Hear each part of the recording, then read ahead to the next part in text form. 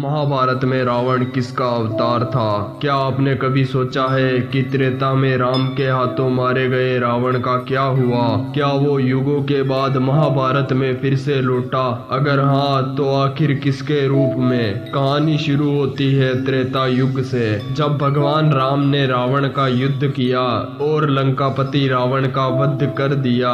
लंकापति रावण, जो शिव का परम भक्त और विद्वान था, मरते वक्त ये जानता था कि उसका अंत ये नहीं है। मरते वक्त उसने संकल्प लिया, मैं फिर आऊंगा और तब तक आऊंगा जब तक मेरा अहंकार पूरी तरह नष्ट ना हो जाए। समय बीतता गया और कलयुग आने से पहले द्वापर युग में जन्म हुआ महाभारत के महान योद्धाओं का। लेकिन मेन प्रश्न यही रहा कि रावण किसके रूप में वापस आया। कुछ ग्रंथ ये बताते हैं कि रावण का अंश शकुनी में था। शकुनी की चालबाजियां और षड्यंत्र ने ही महाभारत के युद्ध को जन्म दिया।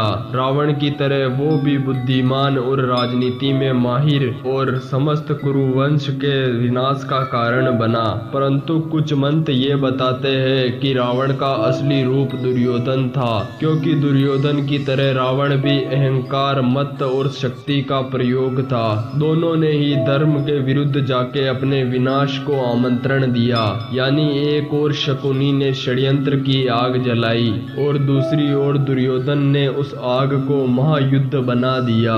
इस तरह रावण का पुनर्जन्म महाभारत के दो रूपों में देखा जाता है, षड्यंत्र में शकुनी और अहंकार में दुर्योधन। लेकिन असली रहस्य ये है कि इन दोनों का विनाश भी उसी तरह हुआ जैसे रावण का हुआ था, धर्म की जीत और अधर्म की हार। षड्यंत्र का रूप शकुनी, जैसे रावण अपनी बुद्धि से देवताओं को परास्त करता था, वैसे ही शकुनी ने अपनी चालाकी और अपने पासों के खेल से महाभारत की नींव रख दी। उसके बिना महाभारत का युद्ध संभव नहीं था। इसलिए कहते हैं कि रावण की बुद्धि और राजनीति शकुनी के अंदर प्रकट हुई। अहंकार और शक्ति का रूप दुर्योधन।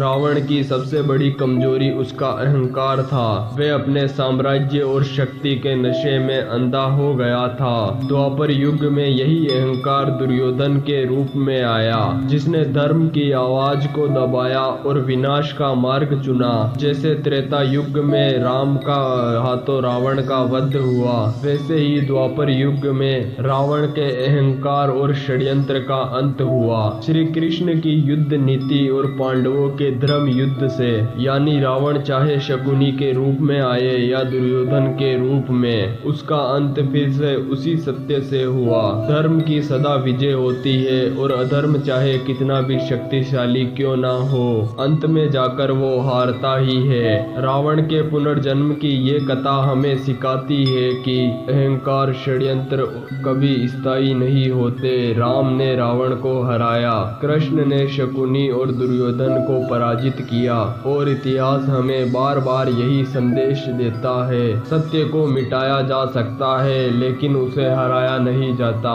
धन्यवाद। अगर आपको ये वीडियो पसंद आई तो हमारे चैनल को सब्सक्राइब करें। और ये इस वीडियो का वास्तविकता से कोई लेना देना नहीं है, ये काल्पनिक भावनाओं पर आधारित है। अगर इस वीडियो से आपको किसी भी प्रकार की ठेस पहुंची तो हमें क्षमा करें और कमेंट करके ये बताइए कि आपको किस चीज़ से ठेस पहुंची है।